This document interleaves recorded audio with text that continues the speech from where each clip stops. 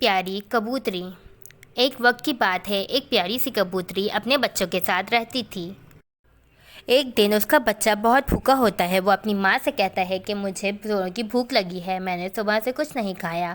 تو چڑیا کہتی ہے، بچوں میں دانا لینے جا رہی ہوں، تم اپنا خیال رکھنا، میں جلد ہی آ جاؤں گی اور پریشان نہ ہونا۔ بچوں کو سمجھا کر کبوتری دانے کی تلاش میں جنگل کی طرف چلی جاتی ہے۔ اس جنگل میں ایک چالاک لومڑی رہتی تھی۔ وہ بہت بے رحم تھی، جانوروں کے ساتھ پہلے دوستی کرتی تھی پھر انہیں چیر پھاڑ کے کھا جاتی تھی۔ کبوتری کو دانا مل جاتا ہے اور وہ دانا لے کر ایک پیڑ پر بیٹھ جاتی ہے۔ وہ سوچتی ہے، میں بہت خوش ہوں، مجھے بہت سارا دانا مل گیا ہے، میرے بچے بھی بہت خوش ہو جائیں گے۔